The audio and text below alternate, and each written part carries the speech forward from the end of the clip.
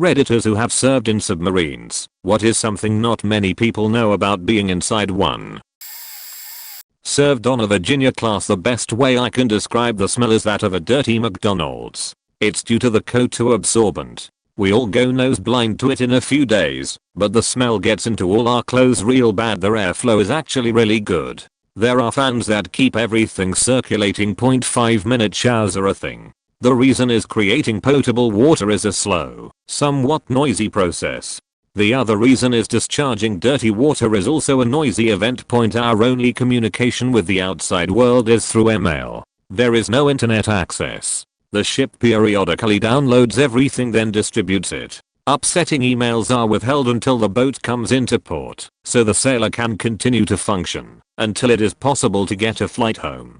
When the boat is on mission where stealth is mandatory, there might not be any communication at all for over a month. On a Virginia class submarine, a 5-minute shower is turn water on to get wet, turn water off, lather up with soap, turn water on, rinse soap off, turn water off, then squeegee all 4 walls. No one was ever in a rush when the water was off or squeegeeing the walls. Yes, radio screened our emails. Served on a first flight Los Angeles class. It's small, really small, like I got to tour a ballistic missile sub that my friend from nuke school was on, and I was practically getting agoraphobic. Adding to it being small, it's also in some ways bigger than you think. There's all sorts of nooks and crannies in the engine rooms where you wouldn't think people would fit, but between cleaning and trying to find a place to get a nap in, you find a lot of interesting spots. One particular spot was tagged by one of our lab techs, and as he was upwards of 6 feet 6 inches and 250 pounds, I still have no idea how he got in there. The engine room is filled with oil smoke. Picture getting a humidifier and putting clean engine oil in it, and you have a good idea of what being on watch back aft is like. Put some oil in your coffee as well for the true submarine experience. Submarines don't just have fans for ventilation, they have bigger ZAC units in addition for keeping the boat habitable. Something many people definitely don't know is how hot it gets in a tropical climate on a sunny day when some of the AC units are down for maintenance and the remaining ones break. I was on duty that day and had to live/sleep on board, and temps were upwards of 130 F. I was literally soaked in my own sweat, and we were slightly salting the pitchers of water we were drinking because we were just losing so much from sweating.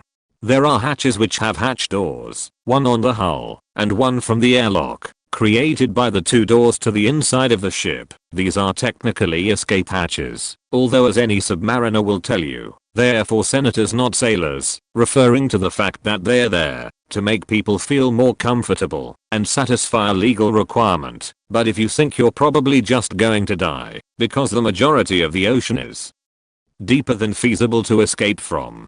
Anyways, for testing, every once in a while the boat dives to test depth, as deep as it's allowed to go, and opens the inner hatch to inspect the outer hatch under pressure that deep. It's safe enough as you could imagine, but seeing the single hatch door separating you from crushing amounts of seawater is a humbling experience, and not something I think most people would know about. I do mean agoraphobic, not claustrophobic. Ballistic missile subs are super roomy compared to fast attack submarines. I forgot about the dreams. You never truly escape the boat when attached, even when asleep. In my most memorable moment, there was a zombie invasion of Guam, and myself and a few other people got to a plane which I knew how to fly somehow and took off towards the mainland. As we were just flying over the ocean, a senior chief from squadron burst into the cockpit yelling, "Where's your procedure? You can't operate without a procedure. AHHH. Before wrestling the controls from me and crashing us all into the ocean, killing everyone on board. This is not too far off from how some people in the Navy operate."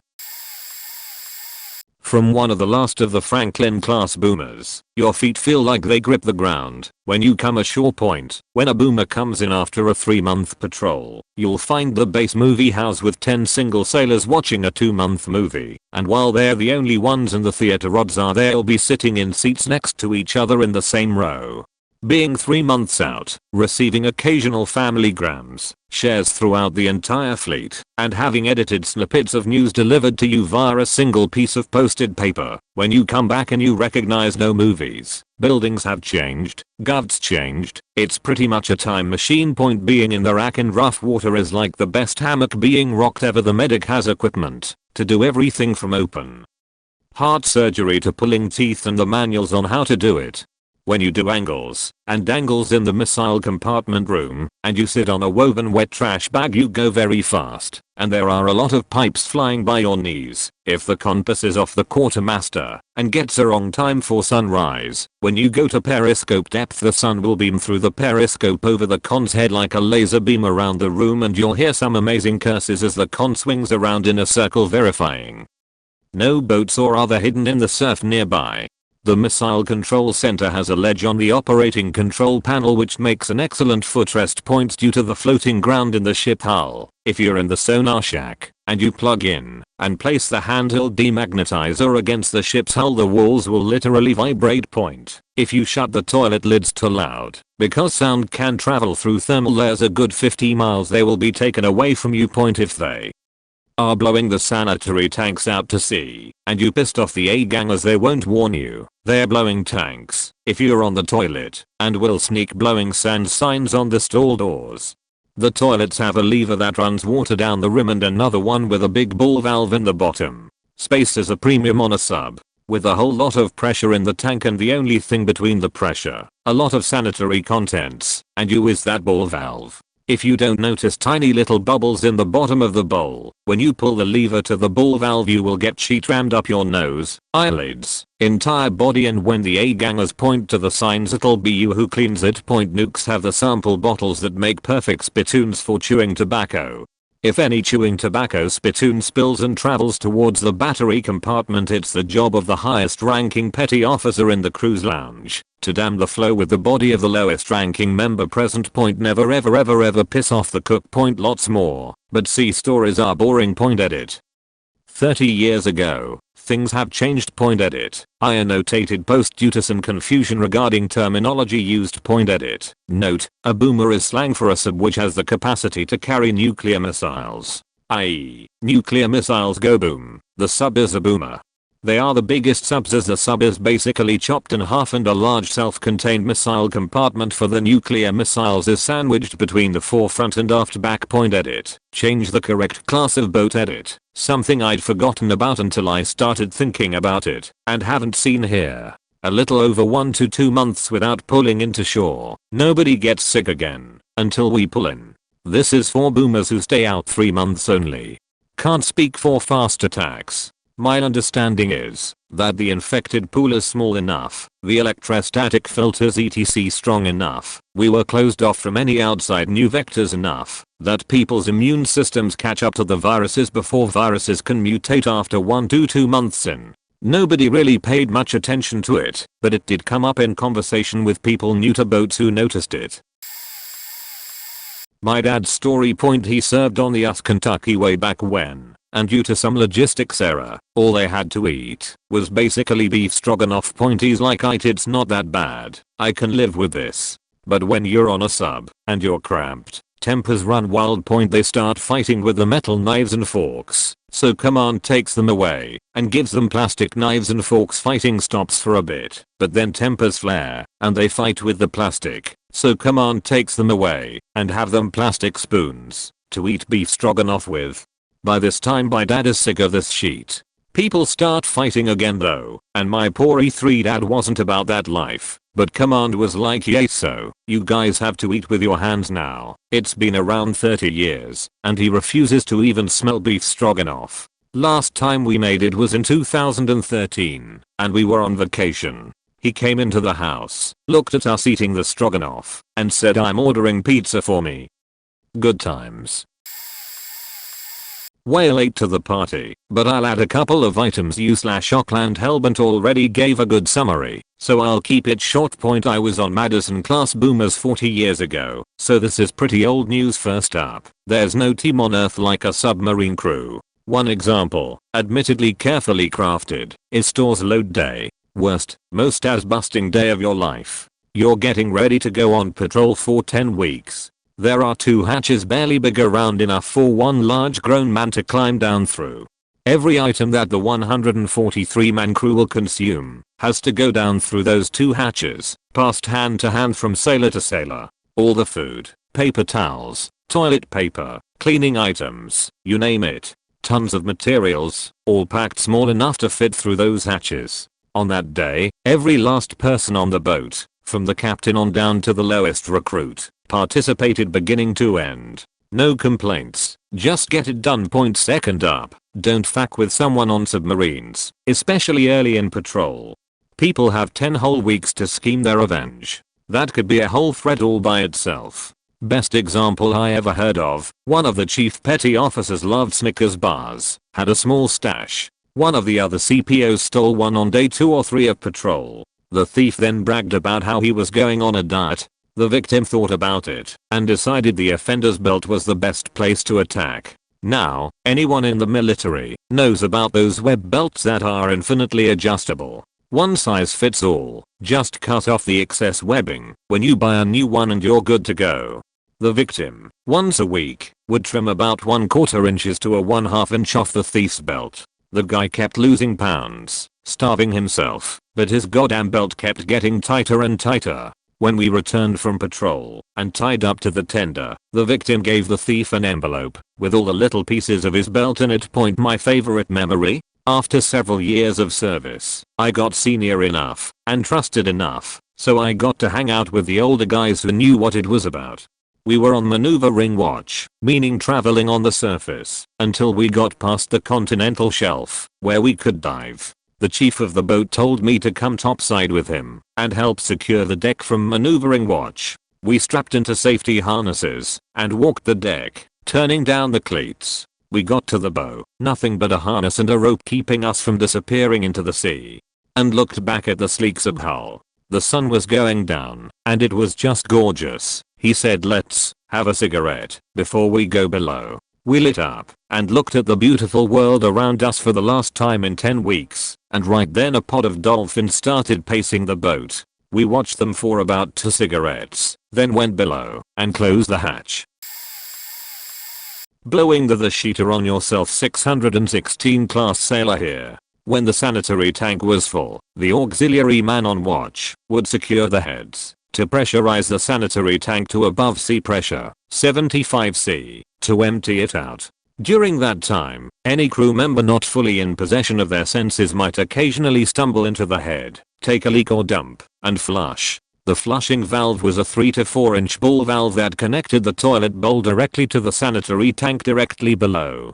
This would vent the pressurized air in the tank below into the compartment, covering the newly awakened sailor in his own excrement. Everyone up forward on the ship would hear this. Of course, the poor victim would have to clean the whole mess up. On hump night, halfway through the patrol, the sailor who did the best job would be awarded the Golden Sheeter Award, a toilet seat painted gold point. I remember one guy talking about getting sheet out from under his eyelids. Now that I've read the comments, a few more things. There's a machine that makes fresh water out of seawater that supplies the whole boat. When it breaks, there is a backup, but its capacity is significantly lower than the primary. That means, while the primary is out of service, no one can take showers. I was a mechanic who owned the primary, and the only time I was treated like royalty on a submarine was while I was fixing it. You can smoke cigarettes on a submarine, but it was either 1 or 2 people at a time, and only in one place on the whole boat, and that room smelled like death. Got diesel poured all over it. Though you could smoke cigarettes, you couldn't bring any aerosol cans on board. Lots of gay comments and questions. I'm gay, but never did anything underway, mainly because there's no privacy and you could get in serious trouble, demoted, lose half your pay for months, restricted to the boat for months, extra duty, and when I was in, don't ask don't tell, was still in effect, so you'd get kicked out of the Navy. There were several other gay people on my boat, I'd say 10% of the crew, which I think is higher than the national population. Someone mentioned valuables, and the only time I saw someone get the sheet kicked out of them was when a guy got caught stealing out of someone's rack. You have no personal space on a sub, so all of your stuff is in a pan below your bed. If you are dumb enough to steal on a sub, prepare to get the beating of a lifetime. It was reported to the captain as him falling down the stairs. The captain didn't ask questions. I'm the reason that e-cigs are not allowed on US submarines anymore. Point. When you first arrive at the boat as a new underway buddy, you get to do what they call cranking. You clean all the dishes and galley equipment. Also, you get to be the one who takes all the trash on board and smashes it in a hydraulic press to make these nice little cans to save space. Points. So here I come smashing trash like a good nub. I put an armful of trash into the smasher, pull the valve, and then turn around to grab another handful. I hear a pop, and then a constant hiss, so I turn around, and the entire trash compactor is a ball of fire. 30 minutes of firefighting later, they come to find out that some faking mouth breather had put an ESIC battery in the trash, and I smashed the fuck out of it. LiPo batteries don't like that, so it blew up. Several weeks later, no more ESICs on boats. You're welcome guys. Also, this happened on halfway night for those of you who know what that is. When a 1MC comes over about a fire from the TDU, everyone thought it was a joke.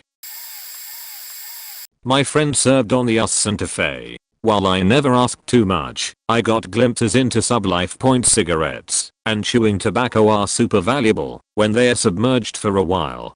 So much so one guy on the sub would regularly collect butts and stuff and remake cigarettes and sell them. Gambling was a huge thing. So much so that some people would end a tour of duty being in deep debt. Which is funny because they didn't have the money directly on them.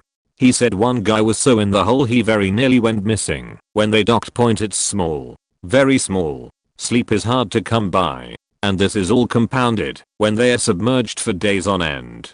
Going really deep is scary shit. There was one time where they were stuck on the bottom of the ocean near the North Pole. They made it out, but damn. One time, while they were overseas they were mistakenly taken for a fishing boat by pirates. Needless to say the pirates were not prepared for boarding a surfaced sub with machine guns. They promptly surrendered. I doubt this story ever made it to any papers or news outlets, and that's all I can remember. But it sounded like a crazy sheet. Edit. None of these stories or instances may be true, and perhaps were influenced by the person. And it goes without saying that I sure as shit didn't serve on a sub. That's for much more brave people than I, but I also have no reason to believe these were all lies. LA class here. One of the things I haven't seen here yet is drills. Sailors will lose a lot of sleep over casualty drills. When casualties are announced, you have to go from a deep sleep state to all engines firing in a matter of seconds, to hop out of the rack, throw on your clothes and fight the casualty. I couldn't tell you how many days I got 3 hours of sleep and was still expected to stand an 8-hour watch. Also, healthcare is a joke on a submarine. There is one enlisted corpsman on the ship that doesn't have a medical degree and only the training the Navy provided them, mostly for emergency medical assistance. If you have any kind of illness, they will treat the symptoms with over-the-counter drugs and try to sweep any submarine disqualifying illnesses under the rug for the sake of mission readiness. Everything is more important than sleep. I was told several times while I was still qualifying that if I got more than 5 hours of sleep a night, it was too much and I should spend that time working on qualification. Storage space is incredibly valuable. If you are hot racking, you have 2/3 of the bedpan you sleep on top of for storage, which if I had to guess, is about 4'x to x 4 inches for the 2/3 for a 3+ month underway. Berthing smells awful. There is always at least one stinky guy on the ship, whose rack you can smell from 10 feet away. Chances are that at one point, every submariner has slept in a rack next to the torpedoes.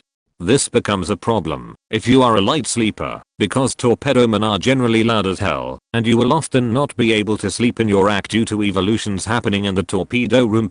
If the crew does not like you, chances are they will try to make you tap by making your life miserable. Tapping refers to attempting suicide or going to dock saying you have suicidal thoughts.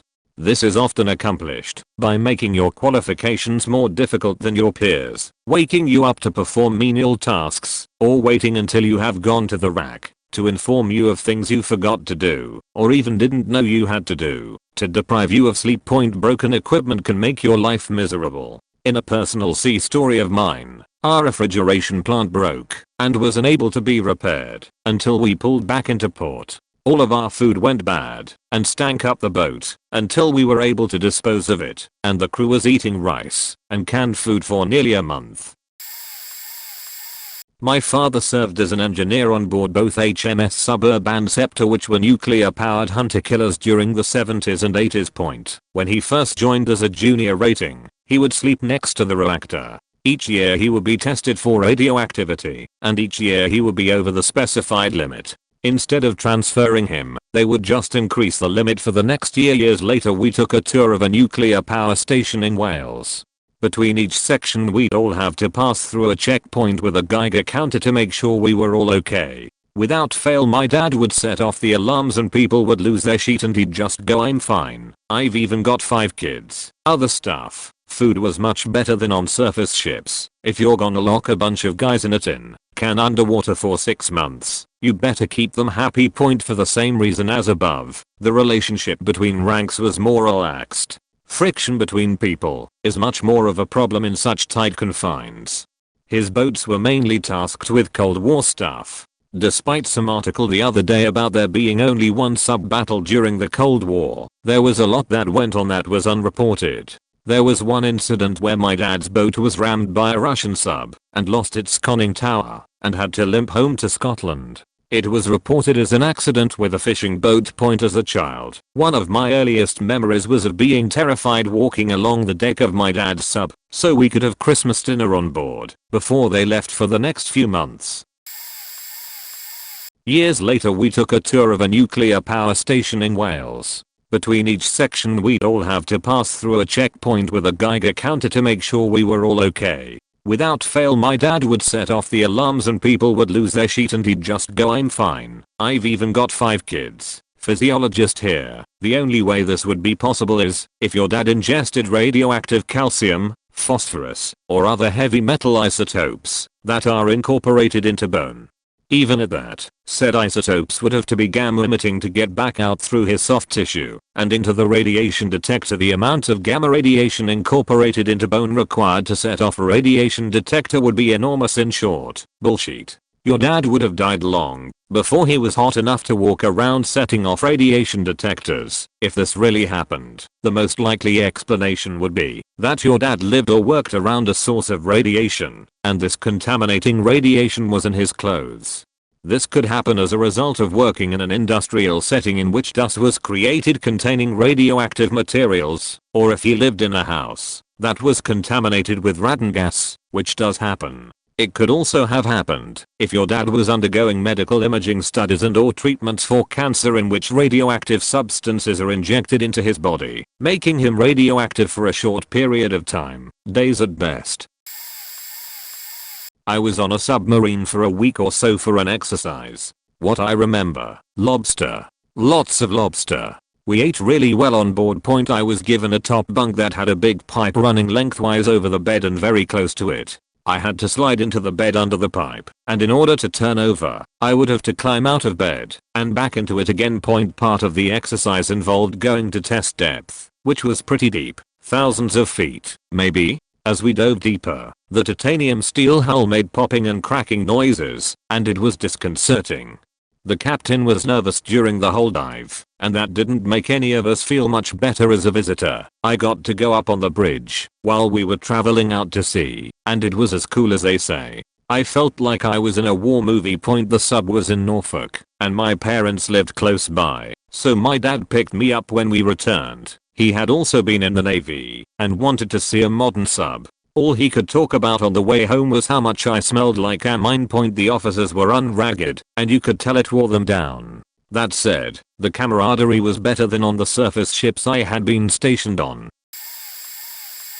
Not me, but a flatmate's cousin who was on a sub for a couple of years told me quite a few interesting stories. I don't know the class, but it was a pretty old boat. Personal space was non-existent. He said they stacked shifts so that they didn't even have their own bunk.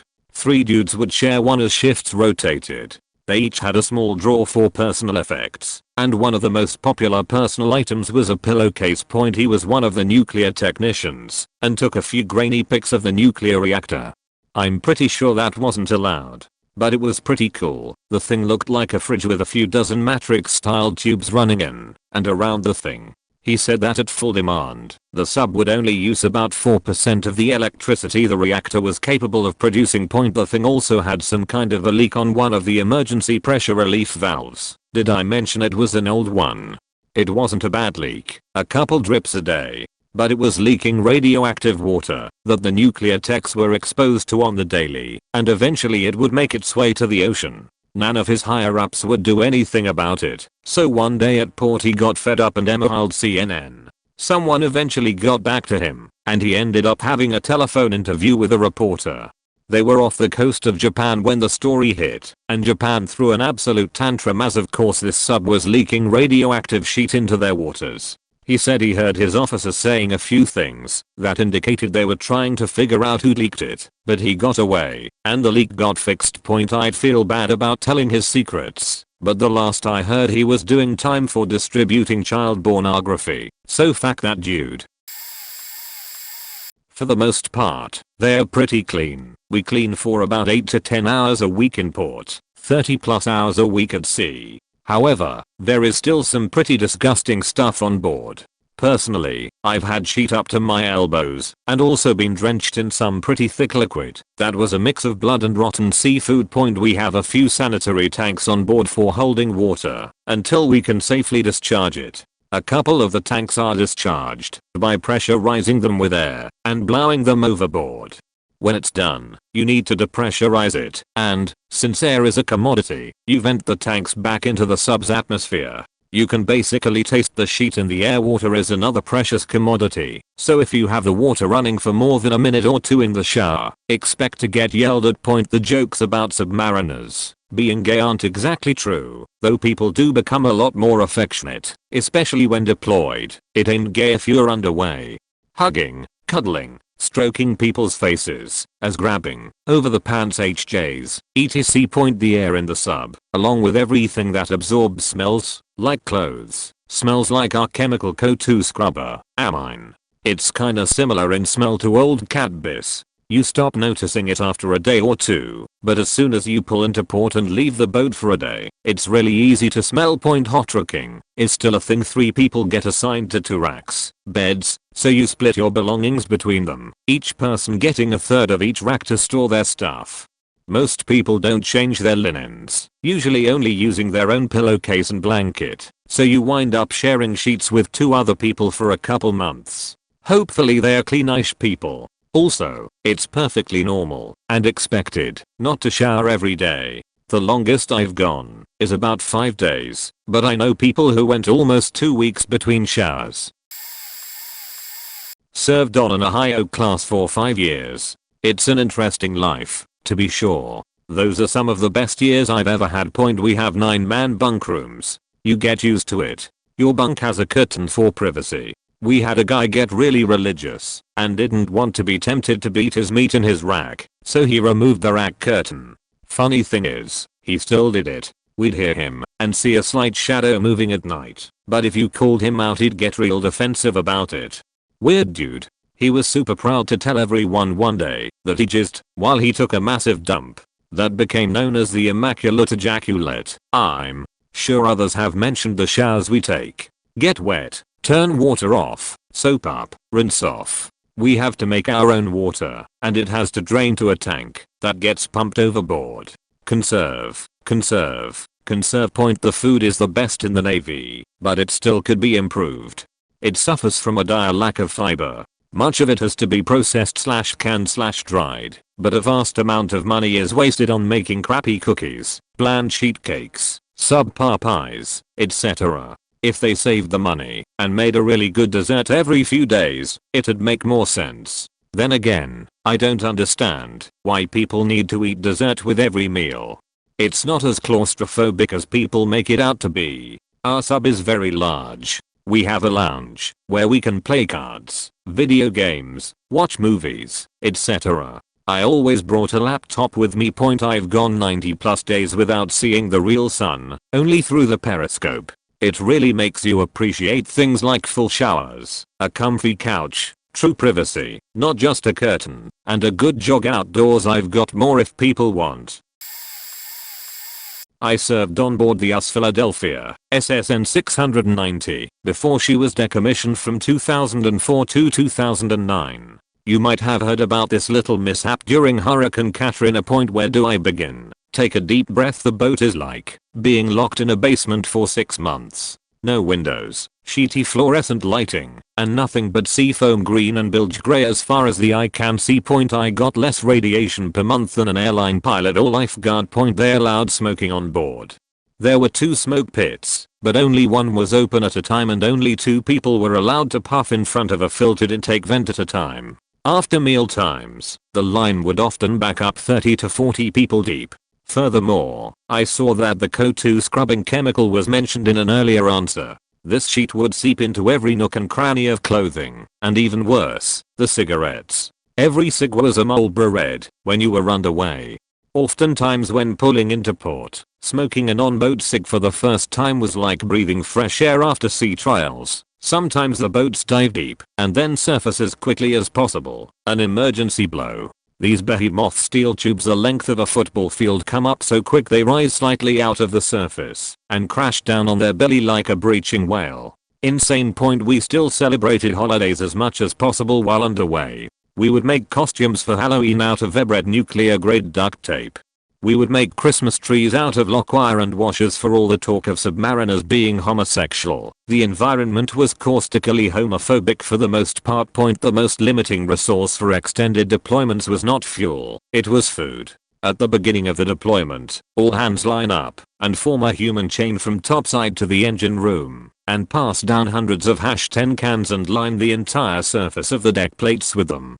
We would then cover the layer of cans with plywood, wrapped in a tarp material, and that would be our floor for the first few months. It also meant you had to get used to ducking to avoid pipes all over again. Speaking of which, being tall on a submarine did suck, but not too much more than being average height. After about a week of bumping your head, your body would subconsciously learn to duck and weave at the right time. I did have an officer concuss himself in the first week on board.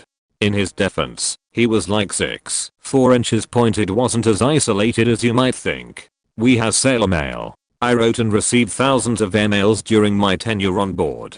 I'm lucky to have such dedicated friends to keep up the stream of letters. While you are on watch your 6-hour shift, you have a lot of free time between taking logs. I would often write 4 or 5 typed pages a watch and get at least as many in return. I still have all of them archived and look back on them from time to time. Time is an illusion. Lunchtime, doubly so. This may sound odd, but there are only 18 hours in a day on a boat.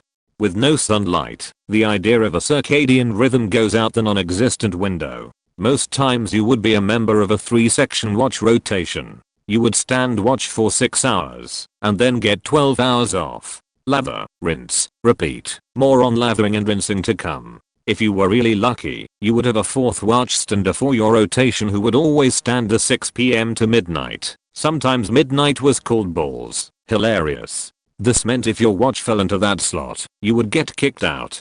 This was amazing when it happened. That meant you would have a total of 30 hours off between watches once every 3 rotations, and hot damn, could you binge a lot of reading/DVD/gaming in that time. Showers that took over 5 minutes from entry to exit were called Hollywood showers. While not explicitly forbidden, internal culture, peer pressure, and outright verbal abuse enforced this time limit. I slept in the torpedo racks. Sure, you may have heard of hot racking, the practice of 3 people sharing 2 beds. When you get in bed, it is still hot from his body heat. Not as bad in practice as it sounds in theory, but still not pleasant. But, have you ever heard of torpedo racking? On a boat like the Philadelphia, which had a DDS, dry dock shelter, mounted to the top, we would often bring special ops on board. The guys, as cool as they were, took up rack space. So, to compensate for the displaced bunk room, we would place plywood sheets over the torpedo racks and throw a mattress on it. I slept like this for the first 3 months on board. All submariners when reporting on board, save the officers, would have to go through a semi-hazing type initiation called cranking. Crank duty was being a galley slave. You would work in the kitchen and serve meals to everyone on board. You would do dishes and compact trash. While this sounds miserable, and it actually served well as an introduction to the crew. Since you worked a 12-hour shift, you would end up seeing every member of the crew, officer and enlisted, cycle through at some point. Filling their glasses, taking their dishes, and ingratiating yourself served well to establish your face to the people you now depended on. That's it. I'm done. I could go on for days, but I'll try to answer any follow-ups. Thanks for the trip down memory lane. I didn't serve on a sub, but I had a professor that did. I'm pretty sure he said he served on a high-O class subs. I'm not sure if this is common among sub crews, or maybe it's a Navy thing when underway, but he told us that if there was ever some kind of angry tension between two crew members, like they were pissed off at each other over something that happened, they would go fight it out in the missile room, since no one was ever in there to just get it out of the way and put it behind them. Basically, it was an unspoken understanding from leadership that if crew members were pissed at each other, they wouldn't want it to continue to build up or spread, so they would turn a blind eye to those who wanted to settle it and didn't want to see or hear about it. The two guys would go off to fight, and they'd have someone stand lookout, and they'd go settle whatever shit was going on between them. Afterwards, they'd go see their corpsman and tell them that they tripped and fell into something or something like that, and things would go back to normal. Everyone was stuck sharing the same space with the same people, and people would get stir crazy and short-tempered, and they needed some kind of outlet to let off that steam. Fighting was just an easy outlet for that. Obligatory, not a submariner, just raised by one. Disclaimer: my dad did a bit of sneaky, borderline espionage-y stuff during the Cold War, and if word got out about even half of the shit that, unofficially, went down between their navy and ours, there's no doubt in my mind we would have entered into a full-blown war with the Soviets. We are talking mysteriously sunken subs with no alibi, stolen intel, and creeping around enemy territory, where you shouldn't be. Speaking of which, dads go to story/quotas while off the coast of a certain country, spying on the bad guys, as he called them. They suddenly heard a loud boom, almost sounding and feeling like a direct hit. The entire submarine shook, and as everyone scrambled into high alert mode, his co-goes, that son of a beach just dropped a depth charge on us. Hands on hips, shaking his head almost in amused disbelief, like he was more impressed than scared. To this day, I'm pretty sure my dad is still impressed/entertained by the memory of his reaction. In short, submarine warfare is almost exactly like the game Battleship, and we've all come a hell of a lot closer to nuclear war than we realize. We had civilian clothes that would be used solely for going out to sea, because your clothes would smell like a chemical commonly referred to as amine, that is used to scrub breathing air. This smell lingers in your clothes for what seems like ages, and explaining to a girl what you do for a living and why your clothes smell funny usually doesn't lessen the bussy deterrence effect it has. The reactor going critical is a good thing. It basically means the hot rock is hot and ready like a Little Caesar pizza. Submariners survive on coffee and thermogenic workout supplement/weight loss pills. Sleep is a luxury you just don't have. Ann. Speaking of sleep, if you served on a boat, then you learned quickly that you can sleep in places and positions no sane person would ever think possible. A bilge? Sure, why not? The fan room through which all the ship's ventilation is pushed and routed through. One of the noisiest places on the boat. Absolutely. Standing up? Yeah, that's a thing. On a metal platform strapped to a torpedo? You betcha as that's a thing too. The ship requires your soul to power it. A common myth is that submarine food is much better than the rest of the Navy. The truth is it depends on how big of a miserable dickbag your cooks are and how long you have been out to sea. The good sheet runs out fast, and once it's gone, the only place to find a good snack is in the submarine prison black market. Cigarettes are more valuable than gold. Even if you don't smoke, bring a few cartons and you'll be more hood rich than Bubba Slick Dick down at the state penitentiary. On a surface ship you may never even talk to your captain in person, or in some cases, like on carriers, you may never even walk down the same ladders and ways that he uses. On a submarine you can be on a first name basis and know what his penis looks like. Since we are on the subject of penises, you probably know what all 100 something men's penises look like, and probably have had some of them rested upon your shoulder while you are trying to drive the ship. There is no mama joke, dead baby joke, racist joke, dick, fatched, sheet slash piss, sech, or any other kind of vulgar joke a submariner hasn't heard. Hell, we probably created all of them 6 hours sitting in a chair on watch, surrounded by a bunch of other hairy smelly assholes in a long metal tube with nothing better to do but bullshit each other is a recipe for vulgarity that even the internet cannot rival. And if I haven't convinced you on the idea of cuddling up to your local recruitment office yet, then I have one more polished turd to sell you. There is no experience quite like it. There are moments that make it all worth it, such as sitting up on the bridge standing the lookout watch after surfacing the ship at night and witnessing endless miles of glass smooth water, moonlight, and the Milky Way galaxy. You will make lifelong relationships and be forever inducted into one of the most tight-knit brotherhoods of dudes that will always have your back. These disgusting scumbag apes will be your brothers. You will fight, laugh, love, hate, commiserate, and work harder than you thought possible together, and at the end of the day walk away from the journey of a man ready for anything the world can offer.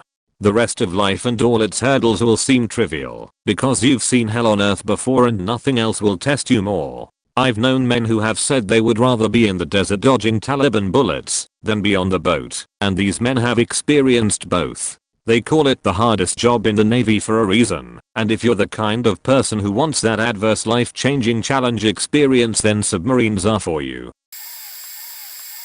Throwaway. We had about 10 chameleons drawn in the engine room. I only found a couple. They were spots that were especially tight and difficult to get into, crammed between pipes and machinery and tanks and insulation and valves, but it was difficult or impossible to see people who were there. Even with normal, non-chameleon spots, you might be standing somewhere, minding your own business, and look up to see a set of eyes and a head looking at you from deep inside some machinery. Sometimes an arm would reach out and grab you. You were never alone, and if you were, for instance late at night in port, it was creepy point you knew everyone, and could tell who anyone was from any angle, and in dim lighting point, if you showed up to the ship with deep cut marks in your arm, a lot of people would tell you that you couldn't get that right and that you deserved it. I wasn't one of those people. Once, I saw a new kid that was having a hard time with a cast around his arm. I said, "What did you do, Green? Cut yourself?" He put his head down and walked away and was gone that day. If your captain sucks, your life will suck for years. Full stop. Career sailors may have their career ruined on a whim, and there's pretty much nothing anyone can do about it. Point. When I first got to my ship, I was introduced to a person with an enormous open sore on his mouth. He told me that he got it from oral sex with a hooker. As we were walking away, I asked what the guy did. He was a cook. Luckily, he got there at the same time I did, so I was able to spend 4 years with him cooking. Point. There's a good chance that you realize you're going to die about tens of minutes before it happens. I think the Thresher sank for a couple dozen minutes before it finally collapsed, and they were all probably watching the approach to crush depth the entire time. Obligatory, not a submariner, but dad was for 20 years. So I've seen the inside of several Los Angeles class subs. There is no wasted space. Almost every bulkhead that can have a storage locker does have a storage locker. The coffee pot has a little seat belt bar to keep it from tipping during angles, and dangles all the chairs in the wardroom. Officer's mess, clip into the table, and if necessary the wardroom table can be used as an operating table, so it has a big as light over the top. Point. When fully crewed, some crewmen do have to sleep in the torpedo bay. Read somewhere on this thread that one guy had to experience hot racking. That's a thing. 2. To flush the toilet there is a valve to fill the bowl with water and a lever to open the basin of the toilet bowl. A lot noisier than I expected at first. Also, being one of the 2 females on the ship at the time, our escort had to clear the head, make sure no one was puping, before we were allowed in. Point. The captain's stateroom has a sink that folds into the wall. The desk folds down. The bed folds up and becomes a little booth for private meetings, or if the captain needs more room for charts. Where there are stairs they are hella steep. I'm sure you get used to them after a while, but that surprised me. I expected ladders everywhere. Point. Each boat has their own game. I knew one was Uckers, pretty much a sorry knockoff with homemade game board and pieces. Cribbage was on another boat. Oh, and there were standard playing cards, and then Playboy playing cards. This will probably get buried, but those are some things that always fascinated me. Never knew how dad did it all those years, but he said as with anything, you just get used to it. My father served on Los Angeles class submarines for my entire childhood. I know a bit about them, but most of what I know is experience type stuff, from spending time on them visiting my dad when he had duty, maybe once a week, when they weren't out to sea for 12 years or so. Lowering yourself down into the hatch is awkward as hell, and not something I ever adjusted to. My dad used to tell me about going swimming in the literal middle of nowhere in the Pacific Ocean, and there were men that would stand guard with guns to shoot any sharks that might approach. He said it was rare that they were allowed to surface for long enough to do something like this, but it helped morale and such. Let them get some sun and see something that wasn't the inside of the submarine once in a while. In 2001, the sub he was on was in 3 separate accidents. If your husband or father is on a submarine and there's an accident, you get called to a building on base and given a very basic description of what happened, and you're told if there were any members of the crew harmed or not, but not immediately who was harmed. I'm guessing if you're an immediate family member, meaning wife or underage child, of someone that was harmed in an accident, you're debriefed separately, but mine wasn't, so I can't say this for sure. In the debriefing, you're told not to speak to any reporters if they called, but the news usually knew more than we did anyway. The first accident in 2001 was the most serious. They collided with the underside of a Japanese fishing boat when they were doing an emergency surfacing maneuver. I heard it was to show off to some people on board, but I don't know if that's true or not. I think 9 Japanese citizens were killed in the incident. 4 of them were high school students learning about fishing on their spring break from school. All around, it was a horrible tragedy, and, last I checked, their submarine wasn't allowed in Japan. The next accident was when they ran aground off Saipan, and the third accident was somewhere in the Indian Ocean. That was as much detail as they'd give. They hit the side of an aircraft carrier. I think some men my father worked with had some mental health issues after all of this, because they thought the boat was cursed and they were going to die in an accident at some point. I used to spend dinner once a week on the submarine with my dad when he had duty in the captain's quarters. I think that's what it was called. There was a little built-in C-shaped bench and a table, and usually a bunch of cubby holes with kid-friendly DVDs stashed for the DVD player, and I can absolutely attest to that very specific submarine smell. I remember the whole house smelling like that for days on end. When he came back from Westpac, it took several washes for his clothes not to smell like that.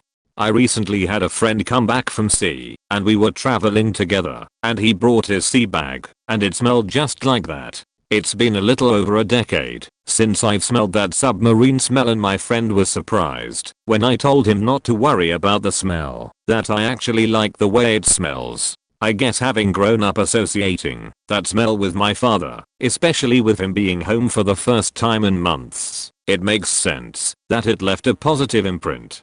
Submarines have no windows whatsoever and rely entirely on sonar and what they can see through the periscope, but I always got the impression that sonar was more reliable. I'm not sure how any of the accidents happened, but I know multiple people were court-martialed during that year. I believe the first one was due to a failure of one of the sonar displays or something like that. It was reported to the captain, who didn't think it mattered. I'm sure others on here have way more experience and interesting things to say about submarines than I can, but I thought I'd chime in. Lots of people attempt suicide. On my ship, about 5% of all new personnel would attempt during their first year. Occasionally senior personnel would attempt. The atmosphere is awful, as it's recycled, but mentally you tune it out after a few days. But good god, it's bad. Everything smells, everything is oily and dusty. Lots of people have dermatological problems from the filthy air. I got out a decade ago, and I have a never-ending prescription for steroid cream that I have to rub all over my hands and arms twice a day. The Department of Veterans Affairs gives me a check for $100 every month to pay for it. The stories say that submarines have the best food, and maybe that was true a long time ago, but these days they serve school cafeteria food. Seriously, it's called institutional food. Google it. Even if your cooks are good, there's not much they can do with it, since it's preformed and pre-cooked. By WWII standards it's probably outstanding point these days. The US submarine force is a vicious, cruel place. They don't have a purpose. 30, 40, 50 years ago their purpose was to protect the US from the Soviet submarine force. Now they are just a well-entrenched relic of the Cold War. Today they literally swim in circles listening to their own echoes. If you pay attention, you'll see stories in the news once or twice every year about nuclear security problems at Air Force missile bases, people ignoring security protocol, sleeping on the job, misplacing nuclear things, forging laborious paperwork. Submarines have the same problems as results of the same stagnation and demoralization. One of the sonar technicians on my boat said the purpose of Westpac is to verify that Chinese submarines operate near China. We swim over to China and we freak out and report, hey, there are Chinese submarines here. Another sonoman told non-Navy friends that a submarine is a big black tube filled with hatred. They have no purpose today and everyone on board knows it. Everyone knows they are getting divorced and ruining their health and going months without seeing the sun and living empty, joyless lives for no tangible reason whatsoever. So one of the big requirements for being a long-term submariner is slipping into denial early on. You don't have anyone to fight, so you fight each other. You tell yourself that your purpose is to be tough, and it's okay to treat your workers like shit, because that will make them tough. And your 3 ex-wives divorced you, and your children won't speak to you, and you have no friends outside of the submarine force, because none of those people are tough enough.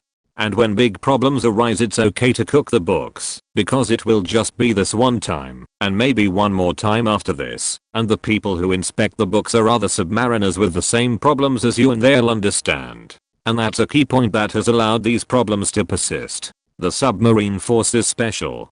It has special needs, and special requirements and special methods. And so it has its own supply organizations and contractors, and its own medical corps, and its own administrative staff, and it's very insular and isolated, and there's a revolving door between operations and oversight, and problems just become culture and never get fixed. I could ramble for hours. Long story short, it's an awful place, and the happiest people I knew there were the people who got out after one tour. I was a radioman, and one of the best parts about that job is you get a secure room with an escape hatch that drops below to the kitchen. That meant the cooks and radio were pretty tight and would get extra food, which was great because you typically couldn't leave the room if it was just you. When the sub is full with extra crew, like crypto crew or others, they have beds underneath torpedoes that they open up for the newest and unqualified submariner. If they have to fix the SINS pump it gets pretty smelly down there. Also they don't turn off the lights. There are only a couple beds that are longer than 6 foot. For the most part, you share 2 beds with 2 other guys. When underway you're on 18-hour days with 3 6-hour shifts. That means you have to pack under the bed accordingly, or you won't be able to get your sheet if someone is sleeping in there. It also means sharing sheets with sometimes unsanitary people. I brought a heavy blanket and slept on top of it all. The screw is not behind protection, so you can see/feel how fast it's rotating. There are 2 dryers and 2 washers. When doing dryers you have to man it in case of a fire. There will be little to no air in the entire sub in about 2 minutes. When a fire occurs 3 officers share one stateroom. The only exception is the captain who gets his own room. When you surface and need to man a lookout in the mast, you have to manually open each hatch and get wet on your way up. Not fun if it's dark and cold outside. Beautiful during sunrise or sunset. The air smells like dry chemicals and it gets on your clothes and your skin. Takes a while to get off. The doc is the most useless person on the boat until he's needed and always gets cheat for not putting in as much work as the rest of the crew. Hung out with a lot of guys that were in a Virginia class, lived in Court and they were in Groton. They said sub guys are the best because they really screen them all first for emotional stability and things like that. Went on a tour of the sub and it was pretty cool. They said we were in the safest place in the world to keep people from being scared. The torpedo room is where they work out because it's the only place with enough space. If someone asked a question about how far/deep/etc the sub could go they weren't allowed to answer. Apparently there is an underwater equivalent to the Mile High Club, but it's pretty tough, because most partners don't get to go on the sub when it is underway as a visitor. Most guys said they'd be fine with having women on board, but logistically it'd be hard if the women needed a separate bathroom/sleeping quarters. They said there were some gay guys on the crew and no one had a problem with it. Stayed in contact for a little, while when they went underway they went to the North Pole. I think they all drink beer while they are there, and through the Panama Canal. Commander said that is pretty nerve-wracking, on their way to Pearl Harbor. I'm late to the party, so this will probably be buried. I served in a Sea Wolf class back in the 2000s. A few points of dissension I'd like to make with regards to others' comments. The food isn't good anymore. Navy logistics ruined that one. The camaraderie is so-so, and depends on what command you are at. Some commands are horrible, others are great. It really depends on what your ship does, and where. I'd also like to point out that the whole claustrophobia thing really isn't that big of a deal. The ship isn't set up all that differently from a cruiser when it comes to that sort of thing, and no one is heard talking about claustrophobia on cruisers. That said, one thing I think I'd add to the mix that hasn't been said is the lights. We used fluorescent lights that would slowly dim as they went bad. Then one day, usually on someone else's shift, the electricians division would take it upon themselves to change all the light bulbs at once. It was like someone turned the lights up to 11. One time they put in some wonky bulbs in one of the side walkways, and it gave the effect of being in the bad part of town. Anyways, sorry I missed the fun. I hope you all take this as a lesson to never sign up for submarines. Our internet email system is literally Hotmail's UI. Some enterprising sonar tech years ago borrowed it and wrote Sailor Mail. You write your message, it goes to comms, they run it through a filter to check for confidential information, then when available it relays to shore, where they check for the same, and then it goes to the internet. Reverse the situation coming back. Best case you have 24-hour delay. There are nukes, and there are corners. Nukes work in the engine room, which takes up the aft 1/3 of the boat. They, objectively, have the highest ASVAB scores out of the crew, but are also notoriously socially awkward. Their work schedules in port suck way more than everyone else, because their maintenance is scrutinized to an insane degree. Actual critique: I was a witness, not participant. 2. This procedure says to have a 2-gallon bucket to hold the effluent, and time the flow rate.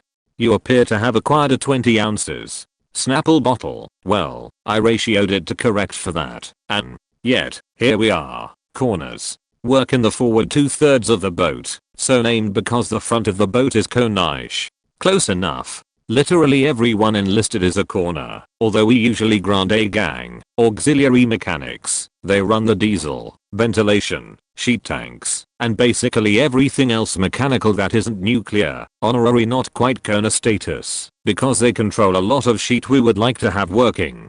Similarly, corners learn quickly not to piss off EDIV, nuclear electricians, because they control basically everything, including your ACK light, and the hot water heaters. I have absolutely seen both of those items mysteriously danger tagged out until the owner stopped being sheety to EDIV. Culinary specialists, ACK cooks, are a special breed of their own. On my boat, we had one smart cook. The rest were varying levels of idiot. A short list of things done by cooks: used salt in place of sugar to bake cookies.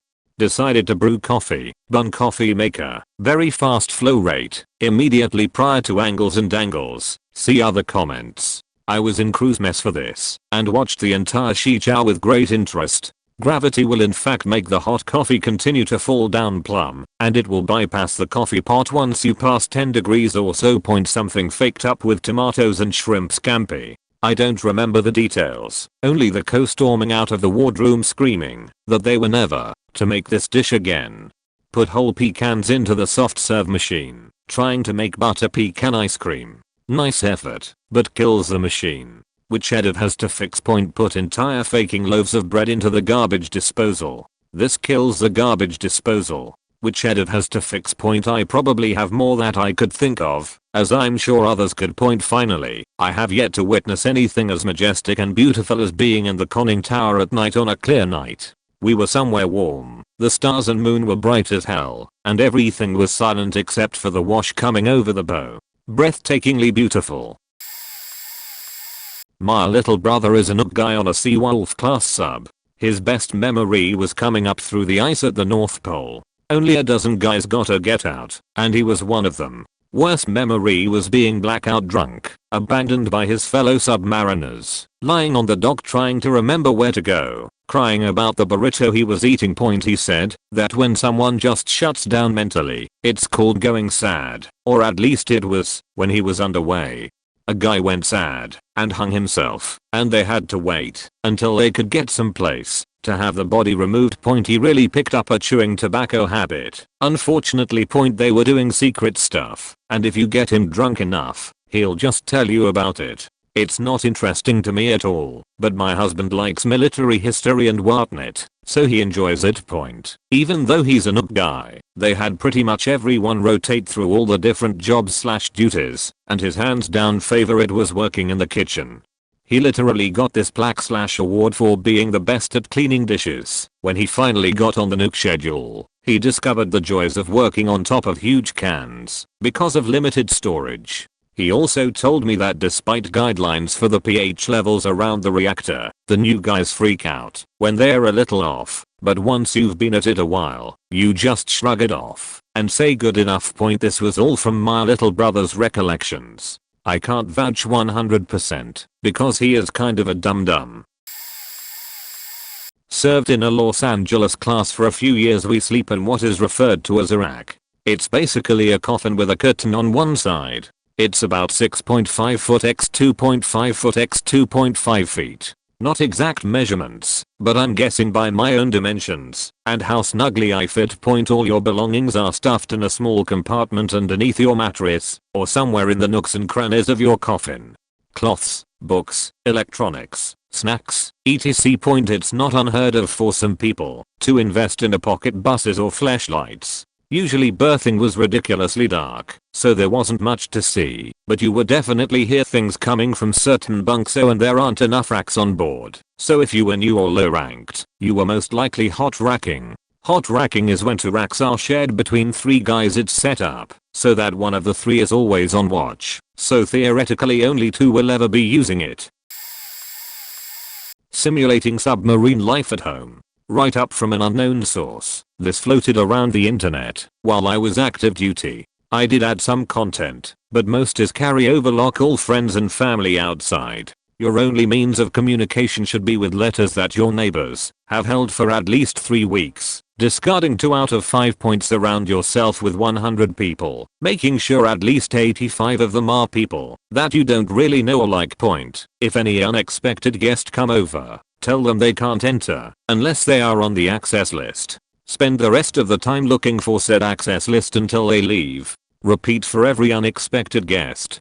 Disable all internet Wi-Fi including all radios and TVs to completely cut yourself off from the outside world. Have a neighbor bring you an old copy, at least 6 months old, of Time, the Inquirer Navy Times, to keep you confused about current events. Navy instructions. Monitor all home appliances hourly, recording all vital information, i.e., plugged in, lights come on when doors open, etc. Do not flush the toilet for 5 days to simulate the smell of 40 people using the same commode. Lock the restroom twice a day for a 4-hour period. Hang a sign that says secured. Blowing sanitaries. Have a large cold pot of chili standing by if anyone uses the restroom during this time, and load the pot of chili on them. Make sure they clean everything up afterwards. Keep the secured sign up for that time plus an additional 2 hours. Have week-old fruit and vegetables delivered to your garage. Wait 2 weeks before eating them. Periodically shut off all power at the main circuit breaker and run around shouting fire, fire, fire, then restore power. Every so often, yell emergency deep or torpedo in the water. Run into the kitchen, throwing all pots/pans/dishes off the counter onto the floor. Delay mealtime at least 1 hour with a cup of coffee in your hand. Yell at your wife for not being stowed for C. Make the kids learn the location, operation, power source of every light switch, outlet, appliance, water valve, electric component. Do not let them listen to music, watch TV or have any source of enjoyment until they have memorized them all. Remove all plants, pictures, decorations. Paint everything grey or seafoam green. Yes, it's a color. Make sure the shades of grey are just slightly different. Buy 50 cases of toilet paper. Lock up all but 2 rolls. Ensure one of these 2 rolls is wet all the time. Get some broken exercise equipment mounted in your attic as close to the ceiling as possible. Strap it down so it's unable to be used every 10 weeks. Simulate a visit to another port. Go directly to the city slums wearing your best clothes. Find the worst looking place and ask for the most expensive beer that they carry. Drink as many as you can in 4 hours. Take a cab home taking the longest possible route. Tip the cabbie after he charges you double because you're a tourist. Make sure to take someone with you that you will end up having to carry back on board. Use fresh milk for only 2 days after each port visit. Keep the bedroom thermostat at 36°F. Use only a thin blanket for warmth. Ensure that the water heater is connected to a device that provides water at a flow rate that varies from a fast drip to a weak trickle, with the temperature alternating rapidly from 35 to 200°F. Stand outside at attention at dawn. Have the poorest reader you know read the morning paper out loud. Be sure to have him skip over anything pertinent. Bonus points for doing this before sunrise. Extra points if it's raining. Also, you can conduct the previous evolution, but with everyone packed in the attic. Bonus points if you do it during one of the coldest or hottest days. Every 4 hours, check the fluid level in your car's radiator. Check tire pressure to replace air lost from excessive pressure checks. Be sure to place a red tag on ignition stating danger. Do not operate while you perform these checks.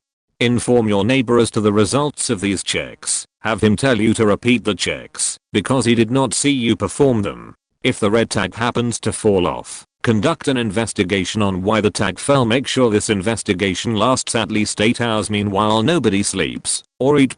Perform a weekly disassembly and inspection of your lawnmower on Saturdays. Sundays. Declare to your entire family that they use too much water during the week, so all showering is secured. At 5 AM have someone blow a whistle and shout Reveille, Reveille, up all bunks now Reveille. Submit a leave request form to your father-in-law. Have him tell you not to submit it because it will be denied anyways in the middle of January. Place a podium at the end of your driveway. Have you family stand watches at the podium, rotating at 4-hour intervals. Sit in your car, let it run for 4 hours before going anywhere. This is to ensure your engine is properly lit off. Making sure to log all gauge readings every 30 minutes. Walk around your car for 4 hours checking the tire pressure every 15 minutes. Make your family qualify to operate all the appliances in your home, that is dishwasher operator, blender technician, toaster operator, etc. When taking showers, make sure you turn off the water while soaping. After 2 minutes, have someone banging on your door telling you to hurry up. Lock yourself and your family in your house for 6 weeks. Then tell them that at the end of the 6th week you're going to take them to Disneyland for weekend liberty. When the end of the 6th week rolls around, inform them that Disneyland has been cancelled due to the fact that they need to get ready for Oz and that it will be another week before they can leave the house. Make sure to spend that week cleaning, conducting drills. When your children have been in bed for 3 hours, run into their room with a megaphone and shout at the top of your lungs that your home is under attack and have them man their battle stations. Remind them to battle dress. Wake up every night and have a PBJ sandwich on stale bread. Optional, canned ravioli or cold soup. Announce with megaphone. Commence snorkeling. Start a lawnmower in your living room. Keep it running for 8 hours, making sure to take logs. Prior to turning off the lawnmower, announce with a megaphone secure snorkeling. Continue to take logs of equipment being secured 4 hours. After you go to sleep, have your wife whip open the curtain, shine a flashlight in your eyes, mumble, "Sorry, wrong rack," or sign this. Bonus points if she catches you taking care of business. Post a menu on the refrigerator door informing all that you are having steak for dinner. Then make them wait in line for at least 1 hour. When they finally get to the kitchen, tell them that you are out of steak, but you have hot dogs. Repeat daily until they don't pay attention to the menu anymore and just ask for hot dogs. Put on headphones. Don't plug them in. Go stand in front of your stove. Say, to no one in particular, "Stove manned and ready." Stand there for 3 to 4 hours. Say, again to nobody, "Stove secured." roll up the headphone cord, and put it away. Throw an empty box Oscar into the swimming pool, shout man overboard, run into the kitchen, sweep all the pots/pans/dishes off the counter onto the floor, then yell at your wife for not having the place stowed for Sea Point, put on a clean white suit, then go change the oil in your car. Make sure you post a red tag prior to stopping the simulation. Let everyone go home, but keep yourself conducting the simulation for another day to simulate having duty. Didn't serve on a submarine, but my dad served on a Trident nuclear submarine, not the fast attack one he was hoping he'd get, and therefore put as his third selection. However, in the academy he scored high enough that they actually gave him his first choice. It's boring and you get 6 hours to sleep. If you're reading something, someone will come and ask you what you're reading, then what it's about. Then if it's good, then they'll ask if they can borrow it when you're done. And this will happen over and over again, each time with a different crew member. My father served during the Gulf War, but the closest he came to action was when they mistook rain for a possible enemy point. If you want to never see action, go on a big-ass nuclear submarine, because their goal is to exist somewhere in the oceans and have nukes. I can maybe answer some questions about what it was like indirectly by asking my father, or by telling you what he told me in the past. I served on the last diesel sub in the US Navy that saw action in WWII, helped decommission it in 1975, so my experience, a bit over 4 years, was old school as compared to the guys replying that served on nuke boats that are, really, far more habitable. In fairness to them, I have to say that, while for many years into the nuclear era the longest patrol record was still held by a diesel boat crew whose replacement was sunk, while on their way to relieve that crew, the guys on nuclear powered boats routinely go out and down for months at a time, a challenge in and of itself. That said, there are many things I could discuss that are different from normal life, but I'll limit it to a couple. Point: the physical environment. I don't know why, but all boats smell the same. It's not really offensive, just an odor you always remember. On the diesels, aka pig boats, the ability to make fresh water was quite limited, so, except for those involved with food preparation, bathing was quite limited. I'm told that during war time the crew was limited to a 2-minute shower about every 3 weeks. You just got used to never bathing. I got used to never changing my clothes for 2-3 weeks at a time. See item -1. While nuke boats have air scrubbers and oxygen generators to renew the air, on a pig boat, you breathed the air you took down with you, and in the 70s virtually everyone smoked, so you may as well have, even if you didn't when using the snorkel to draw in fresh air while still submerged, just under the surface. The diesel engines had priority. If we went a bit too deep and the snorkel closed to avoid sucking water into the boat, a very big no-no, the engines would draw a vacuum in the boat which changed to a quick increase in pressure when the snorkel cleared the surface. As a consequence, many ex-submariners have hearing problems now. Onto the psychological environment. At the time I volunteered, early 70s, the submarine force was all volunteer. We had to pass a psychological and some physical screening to be accepted. This was discontinued a bit later as the Navy was trying to get enough crew for the nuclear fleet, leading to some interesting situations for a while. So we all had at least that going for us regarding those around us. However, you're not accepted as a submariner until you qualified, which involved learning and demonstrating practical working knowledge of every system, air, water, fuel, electrical, ventilation, etc. on board the boat you were on, and were signed off by multiple layers of crew and officers on each system and compartment.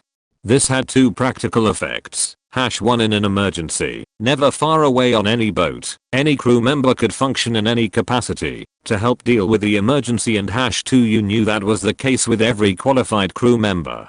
This meant that, while it wasn't outwardly expressed, there was, and still is, a certain level of mutual respect.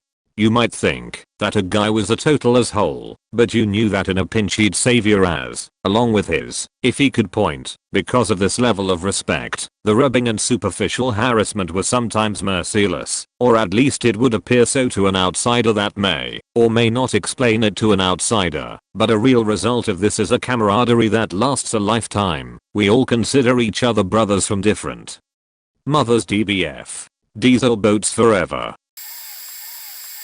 Ex-Royal Navy submariner here. Served on Trafalgar class boats. Most of us served 6-hour shifts, a watch, 6 on, 6 off and so on. No days off. That's it for the whole trip, which can be months long. You may get a week alongside, in which case you get out in a 5-star hotel. All your eating, sleeping, watching films is done during your 6 hours off. Point: there are not enough beds for everyone. The less senior guys hot bunk. When one is on watch, the other is in their rack. There are spare racks on the torpedo racks for guests. Small cuts take a long time to heal. Really annoying. Point: the O2 levels alters, so you can be really awake and alert, or groggy and sleepy. Point: you can only shower once every 2 days, and that involves water for a few seconds.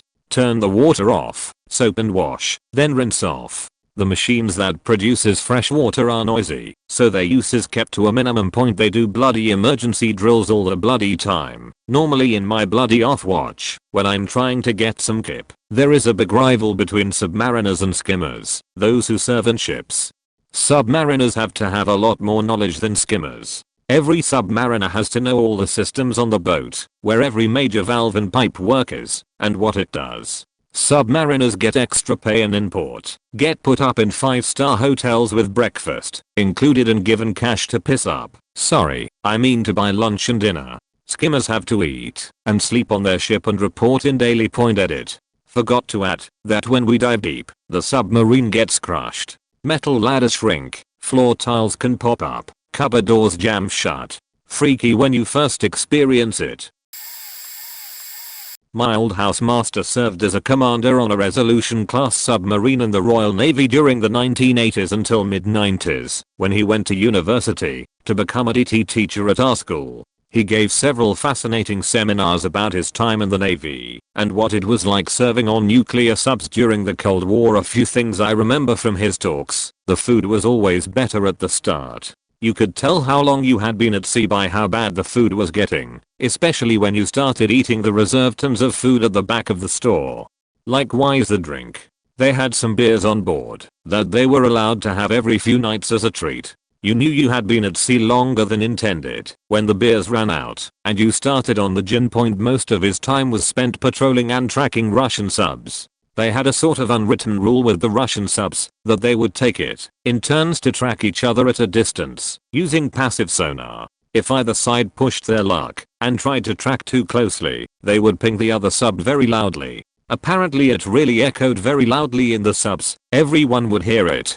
They would then swap positions and the other sub would go off for a bit with the pinged sub tracking them. If either sub surfaced, the other sub would come up for air as well. They would sit at sea or up at the Arctic ice sheet and just watch each other for a bit getting some air, then dive again.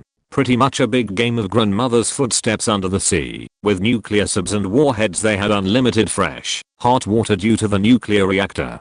Many hot showers and cups of tea were had. Point: they were hugely cut off from the outside world once deployed. They got family messages once a week and any updates, but they couldn't respond to them. Sometimes their deployment lasted longer than the usual rotation for whatever reason, and rather than being out for 3 months, it could be much longer. He missed the birth of 2 of his daughters due to this, and got the news somewhere under the North Atlantic. You got seriously good at Scrabble. Point: the Royal Navy gave him no compensation or additional care when he developed, at first, testicular cancer, and later a terminal brain tumor, after he slept next to armed nuclear warheads for the best part of 15 years. Just a bad coincidence, apparently. Point: he was a lovely funny man who I still think of on occasion. He gave great life advice, and is sorely missed by many. Served 5 years on a relay class. You realize that oxygen can straight up get you high. They keep the O2 levels fairly low on the boat while underway, so if a fire breaks out, it doesn't spread like crazy. Our captain would crank up the oxygen levels during field day, literally just a day, where you clean like crazy, but you get hamburgers as a reward afterwards. It was more effective than caffeine. Same experience when you come back from deployment/patrol. Wouldn't be able to sleep for days after coming back. Driving was super weird after coming back. I typically didn't wear glasses, but always needed them. Before I hadn't focused on anything further than 5 feet from my face. Pretty sure it's why I'm the only one in my family that wears glasses now. Hate days were a thing, probably caused by not seeing the sun for so long. Fight/wrestling matches would break out all the time. The entire experience was similar to high school. Everything was clique-wide between the nukes and the corners. People who worked on the reactor versus people who worked on everything else up front. Still friends with a lot of people who were on my boat.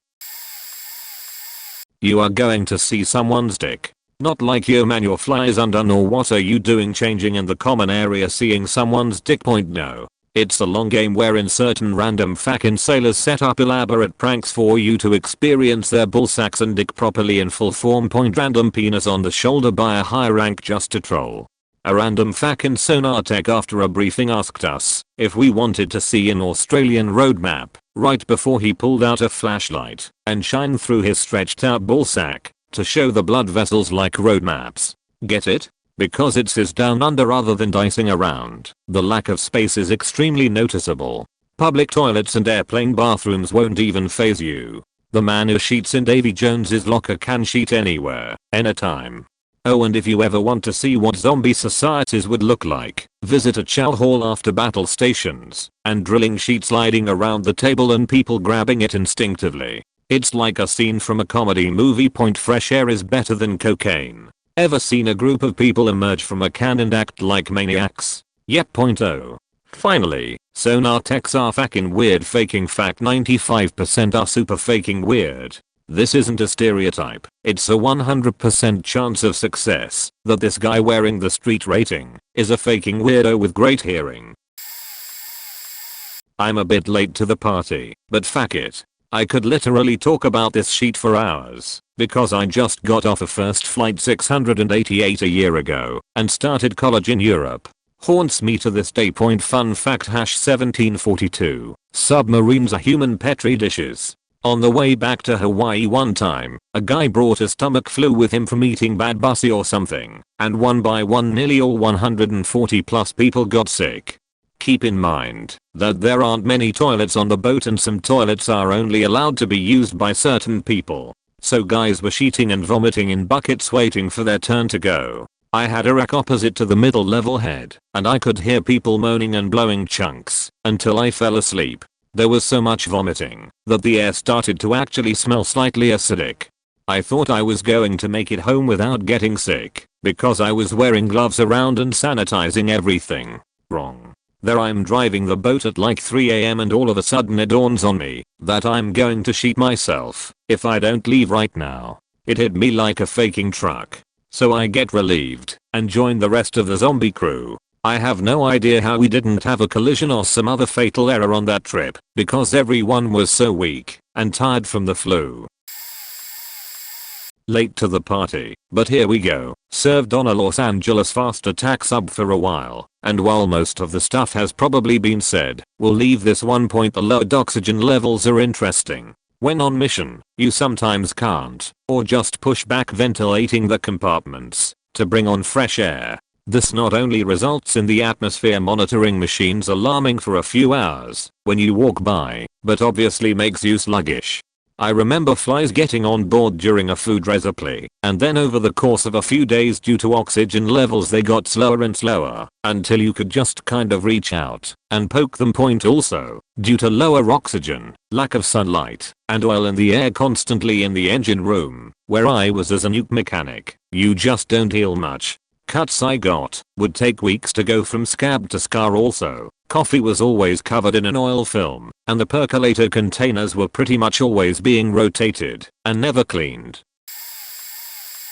It's just odd how you get used to it, but then again you have 2 18-hour work days with 3 6-hour shifts, so your shift rotated through the day, morning watch, afternoon watch, evening watch, mid-watch. We turned the red lights on at sundown. Navdev kept track of things like that, which helped with the day/night thing, but the red lights weren't everywhere, and it was still a little surreal looking at a 12-hour clock and not knowing if it was 1 AM or PM in the moment at times. The background noise and constant hum of machinery could lull you to sleep or drive you crazy. Waking up in the coffin was about the worst thing ever.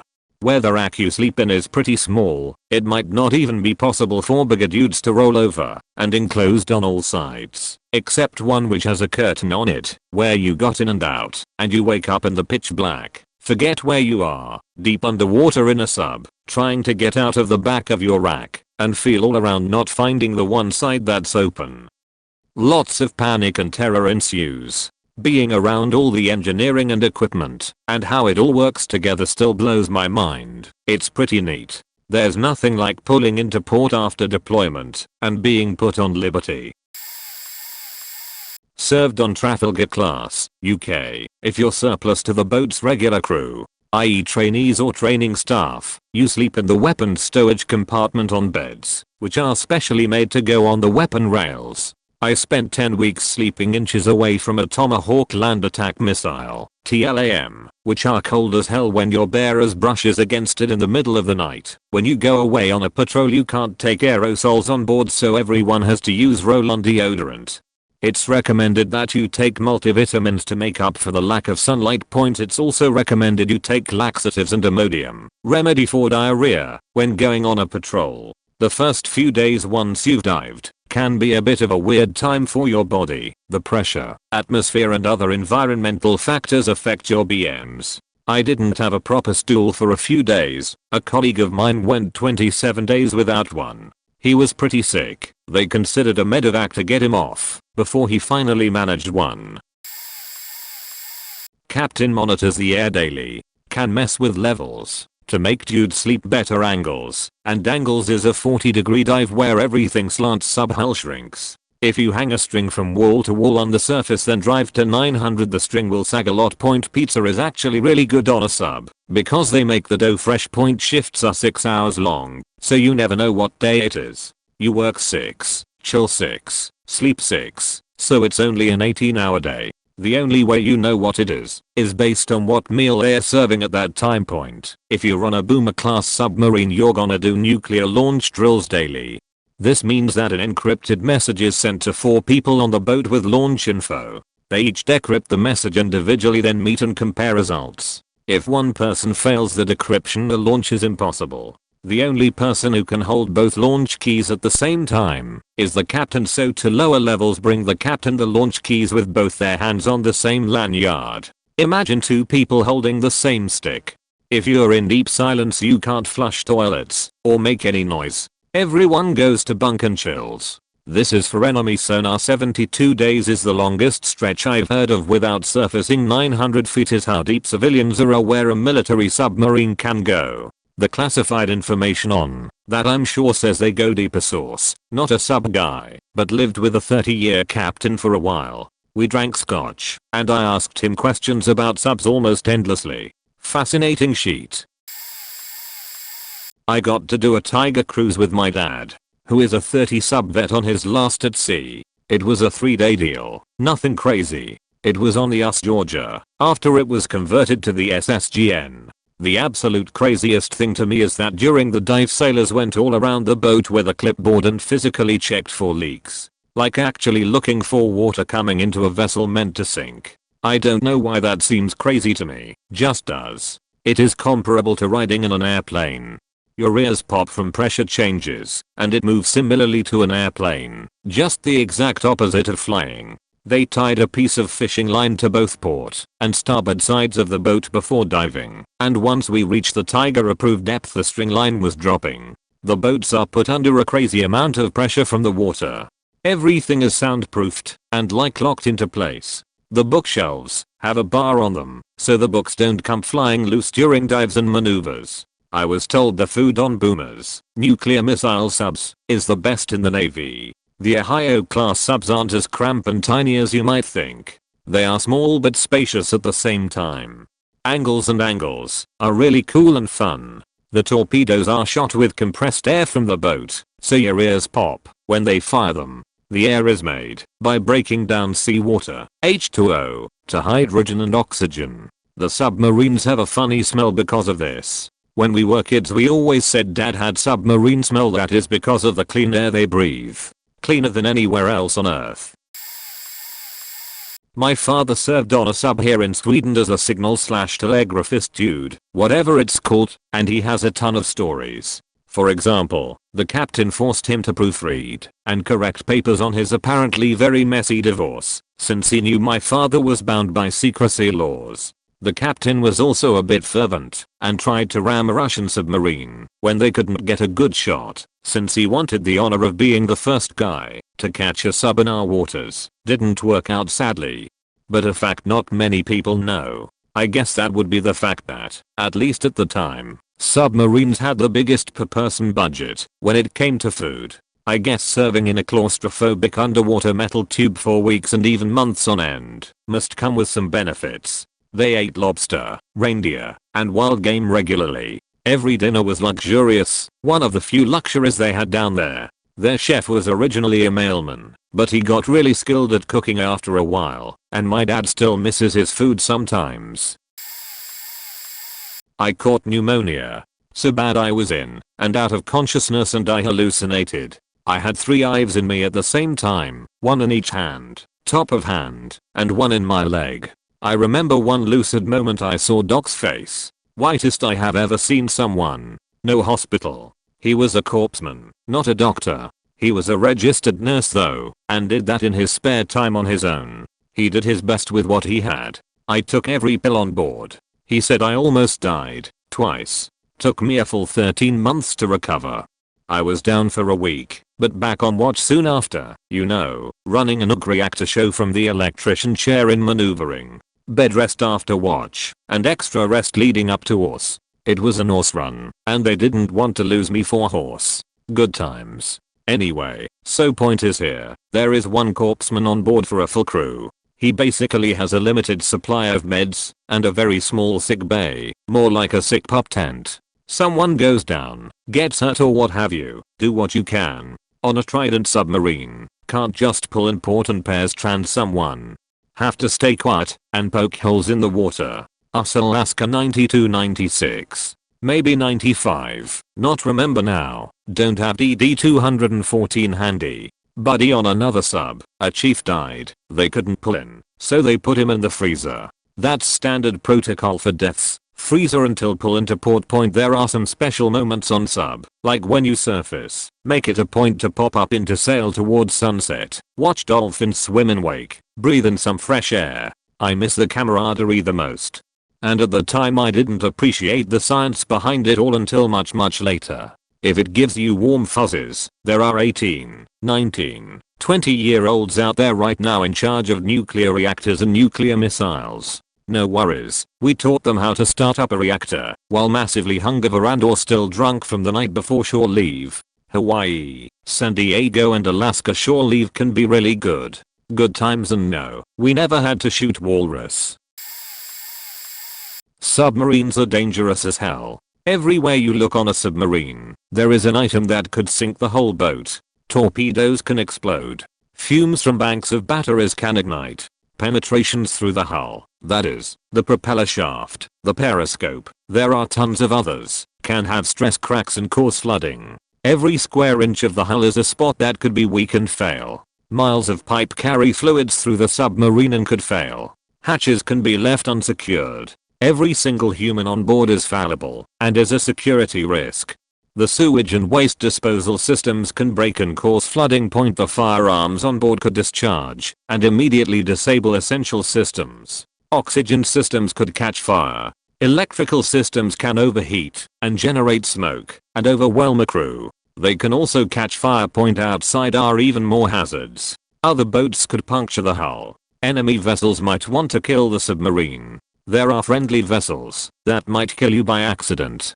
There are undersea mounts and sandbars that are crash hazards. If a submarine cannot surface after a calamity, rescue is probably impossible. Communications systems have to be above water to work. Point as dangerous as subs are, it is a faking miracle that it's been 50 years since America lost one. The last was the USS Scorpion in 1968. The Navy thought it could cut corners on repair and maintenance of all these dangerous systems and chose Scorpion for an experimental, cost-saving program of reduced maintenance that was called SubSafe. A classic example of military intelligence.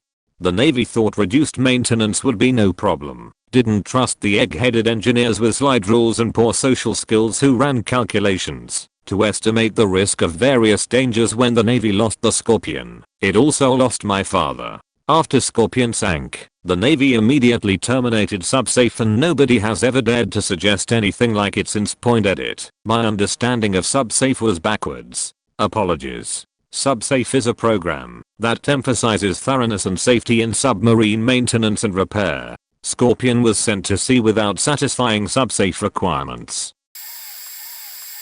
Submarines are called ship by those inside. Submarines travels blind. We can't use sonar, it will tell, or position to the enemy. Usually a sub will travel at 68 km/h. Combat wise we only use 3040% of the maximum power on the motor, 1518 km/h.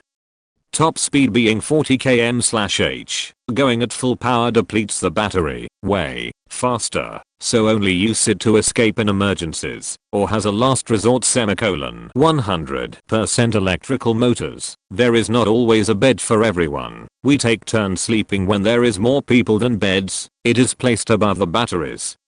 The beds, social living space, dinner and living room, is the same space of the torpedoes. Fire and smoke are really dangerous, so there is oxygen points to plug masks for everyone, all spread in the ship on every one battle stations. To control the speed we use electrical switches to rearrange the final connections of the batteries, the way we connect them, all in a line, all in parallel, half and half, and so on. This will provide less tension or more tension on the electrical motors, and so, more or less speed. Usually 5 configurations to go forward and 3 to go backwards, which one faster than the last one.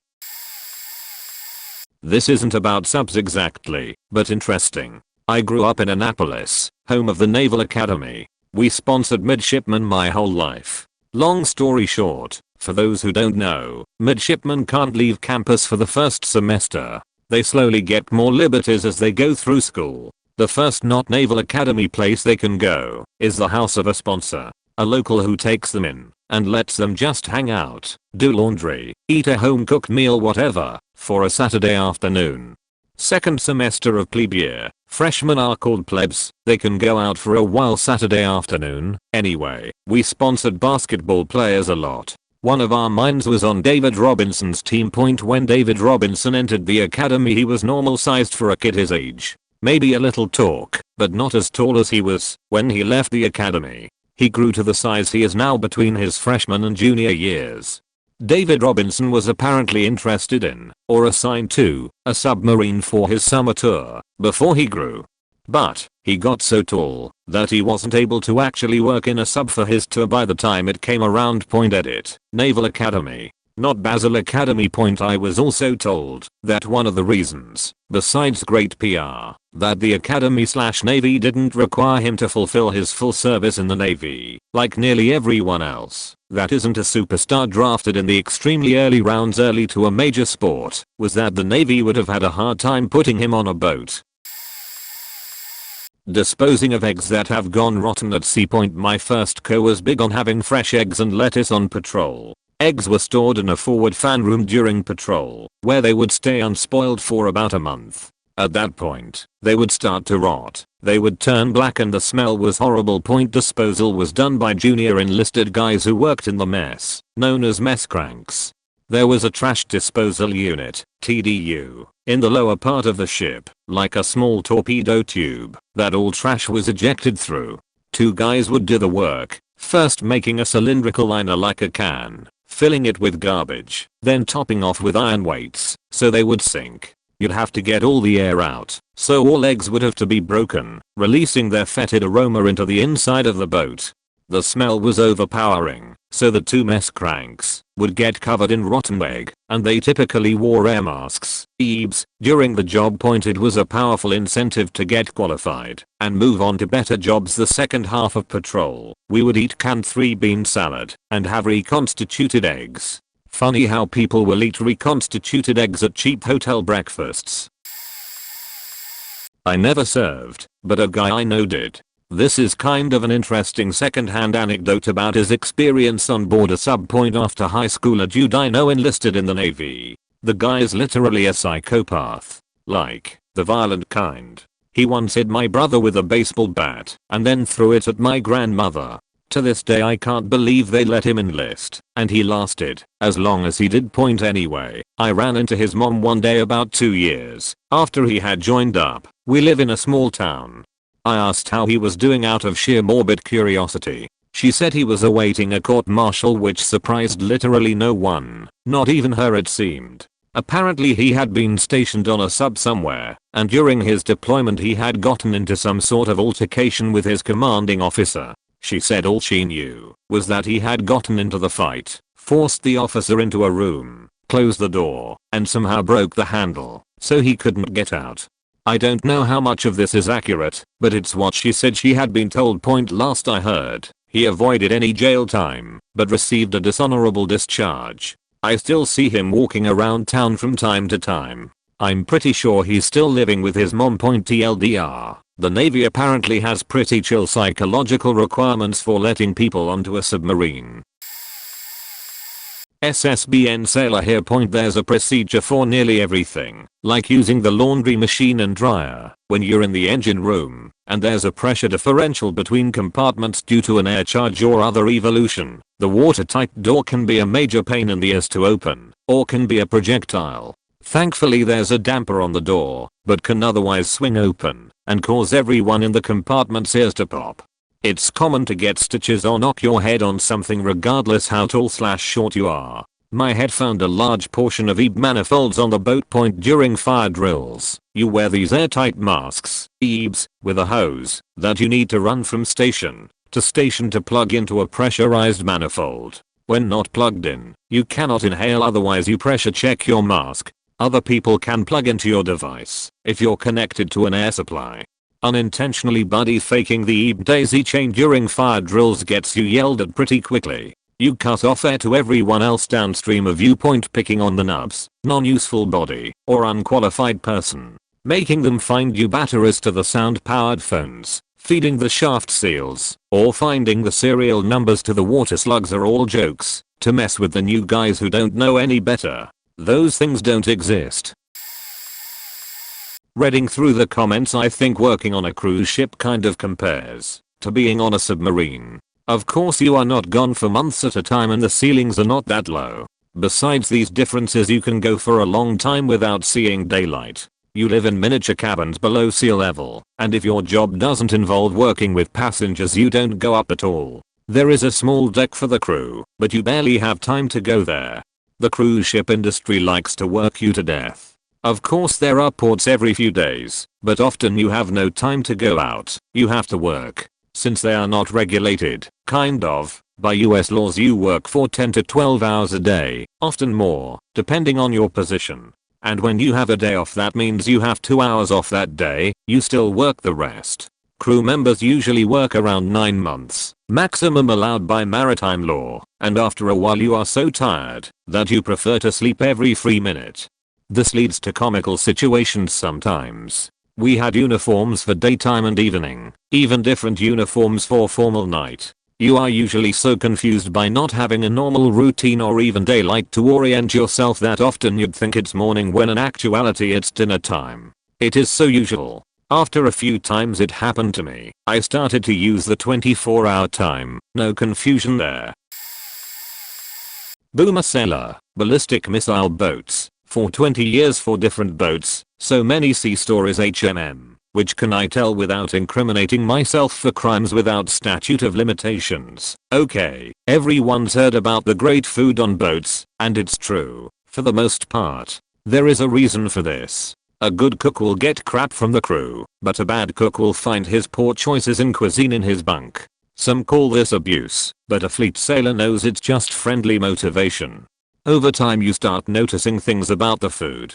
For example, the inspection of the food stuff you load on board are inspected by vets. Not veterans as part of a job program, but veterinarians. Animal doctors during the refit period before my last run on the Georgia, SSBN 729. The cooks produced a chili night for the duty section. I was late, so the only thing left was the thermonuclear chili, guaranteed to burn 35x worse on the way out than it did on the way in. I grabbed a bowl and slopped in a big dollop of sour cream to cut the pain down to human levels. I was stirring it into the chili and still had the tub of sour cream in my hand, and that's when I noticed the expiration date on it. July 10th, 1983. The current date was sometime in August 1994. I called the duty cook over to question why they were serving something more than a decade past its expiration date. He just shrugged and explained those date things were more suggestions than rules. I thought about it for a second and ate the chili. Still here 25 years later, so I guess he was right. Then there was the run on the Bolivar, SSBN 641, where the supply officer decided to cut costs by stocking some nobody ever heard of their brand of catsup that, quite frankly, tasted like watered down tomato soup. A week underway it was discovered, as in the cooks ratted them out, that the wardroom officer's mess had 15 cases of Heinz. Cue the mid-watch surgical strike that opened all of the Heinz bottles, drained their life-giving tomato goodness and refilled them with the no-name dreck. The Heinz went into the no-name bottles and the crew called it a win, while the CHOP supply officer got endless crap from the officers for the low-quality stuff he had foisted off on the wardroom. One of the joys of being a submariner is watching riders freak out. Claustrophobia is hilarious to those of you who don't have it. During the sea and anchor detail, heading out of port on the surface, I ended up escorting an Air Force LT colonel around the boat because he wanted a tour and didn't want to spend any time with the inspection team he was leading. So I took him to all the parts of the boat he was cleared for and listened to his stories about how the Air Force silo missiles did the real deterrence with their 2-week tours. I didn't laugh while he could see me. Anyway, I took him to the machinery 2 hatch to hand him off to the ZO for the dive. The ZO was explaining what was happening. The guy's topside came below, the hatch was sealed, and the guy freaked out completely. Like a total panic attack. The dive was cancelled. The topside guys went back up to rig the deck for surface ops, and a boat was called to come get the gentleman after he handed command of the inspection team to his senior subordinate. And the ZO yelled at me for making him laugh. Watch is the backbone of life on board a sub. The day is broken up into 4 6-hour periods. I hear there are 3 8-hour periods now. Each of these is a watch in which a group of people, a watch team or watch section, are assigned parts of the boat, watch stations, to men based on their rating or job to watch. What they do during their watch is dependent on their watch station, which I'll get to in a second. Typically there are 3 watch sections that rotate at the end of each period. So A will stand 0000200600, then B will come on for 0600 to 1200, then C will come on for 1200 to 1800, then A is back on from 1800 to 0000. Rinse and repeat for 100 days or so, or however long fast attacks go out for, like 2 days, before they hit a port. I don't know. Point anyways. While on watch they maintain their watch station and perform the job functions assigned to them. Examples: sonar techs listen for sheet, anything, other vessels, aquatic life, even their own boat making too much noise, drop a wrench in the bilge and expect a call telling you to quiet the fuck down. Reactor operators watch and control the parameters of the reactor under the supervision of the engineering officer of the watch. A commissioned officer. Point helmsman and planesman drive the boat based on orders from the officer in the con on watch with them. Point engine room supervisors wander around the engine room keeping an eye on all the watchstanders and shooting the sheet for the most part, but occasionally help out if things need getting done. The engine room lower level watch is stuck in the lower level of the engine room for his 6 hours operating equipment down there like lube oil purifiers, strainers, and water pumps. The list goes on and on. Point generally watch stations have some sort of hourly log they maintain, where they walk around checking and recording parameters of equipment and compare it to acceptable values. There are dozens of these watch stations constantly manned 24/7 while the boat is underway. And 90% of the time they're not actually doing anything but sitting around making sure all the equipment is running within spec point. Once a watch team gets off watch, they are called off going for 6 hours. The 6 hours before their watch, they are called oncoming. They do your job during these 2 periods, preferably offgoing, which is everything else. Cleaning, training, running drills, responding to fake fires, fake floods, etc., maintenance, laundry, etc. Some of the boats are on a normal 24-hour workday, mainly the higher-ranking officers, and enlisted personnel like the captain, ZO, engineer, weapons officer, chief of the boat, engineering department master chief, etc. They administer their respective departments. So things like drills and training are generally during like 0700 to 1600, so sometimes a watch team, like the one getting off at midnight, sleeps off going because they are going to support drills during their oncoming time point. Everything not taken up by watch or work is used to sleep or for entertainment. This is all for 18 days. I don't know anything about the 24-hour day thing they do now.